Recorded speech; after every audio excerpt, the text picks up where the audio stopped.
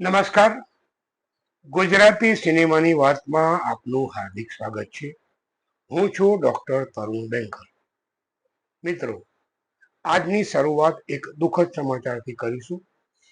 હરિકૃષ્ણ ગોસ્વામી ઉર્ફે ભારતકુમાર ઉર્ફે મનોજ કુમાર, હિન્દી સિનેમા જગતના આ દિગ્ગજ કલાકારે આજે 87 વર્ષની ઉંમરે ફાની દુનિયાને છોડી દીધી.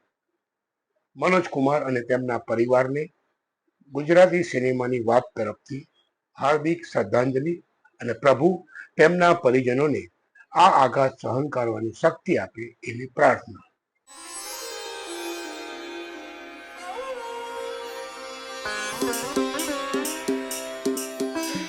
મિત્રો, આજે સતત બીજું અઠવાડિયું જ્યારે એક પણ ગુજરાતી ફિલ્મ રિલીઝ થઈ રહી નથી. ગત સપ્તાહમાં રિલીઝ થયેલી ફિલ્મોની વાત કરીએ તો ફાટીને લગભગ 4 કરોડના આંકડે પહોંચી છે. તો ગત સપ્તાહે રિલીઝ થયેલી જીજા સાલા જીજા 2 સપ્તાહ પછી 2 કરોડનો આંકડો પાર કરી ચૂકી છે. અને આ વર્ષની બીજી superhit film all the best Pandya 3 week પછી લગભગ 9 કરોડનો આંકડો ક્રોસ કરી ગઈ છે. आप देख रहे हैं अपुन का अड्डा. Subscribe channel, like and share video.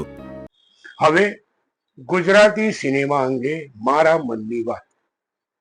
મિત્રો, સતત 2 અઠવાડિયા એવા રહ્યા છે કે જ્યારે એક પણ ગુજરાતી ફિલ્મ રિલીઝ થઈ રહી નથી, અને ઘણા અઠવાડિયા એવા રહ્યા છે કે એક સાથે 2 થી 3 ફિલ્મો રિલીઝ થાય છે. ગત સપ્તાહે સિકંદર રિલીઝ થઈ અને ઊંધા માથે પટકાઈ, તો તેવા સમયે માની લઈએ કે એક બહુ મોટી ફિલ્મ રિલીઝ થતી હતી ત્યારે ગુજરાતી ફિલ્મ રિલીઝ થઈ નહીં. પરંતુ આજે પણ એક પણ ફિલ્મ રિલીઝ થઈ રહી નથી. શું ગુજરાતી ફિલ્મો રિલીઝ કરવાનો આધાર એની સાથે રિલીઝ થયેલી અન્ય ભાષાની અને ખાસ કરીને હિન્દી ફિલ્મો પર રહે છે? શું આપણી પાસે એવા દર્શકો નથી કે જે એક્સક્લુઝિવલી ગુજરાતી ફિલ્મ જોવા જાય?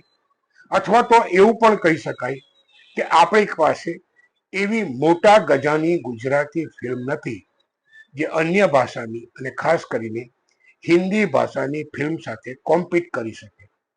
દુઃખ થાય છે, સતત 2 અઠવાડિયા સુધી ફિલ્મ રિલીઝ ન થાય, અને જ્યારે રિલીઝ થાય ત્યારે એક સાથે 2, 3 અને ક્યારેક તો 4 ફિલ્મો એક સાથે રિલીઝ થાય. પરિણામ એ આવે કે દરેક ફિલ્મો એકબીજાનો બોક્સ ઓફિસ કલેક્શન કાપે અને અંતે તો નુકસાન ગુજરાતી સિનેમાને જ થાય. મારી વાત વિચારે. ગુજરાતી સિનેમાની વાતનું આજનો એપિસોડ પૂર્ણ કરતા પહેલા ફરી એકવાર કહીશ, મારી પાસે માં છે ગુજરાતી સિનેમા.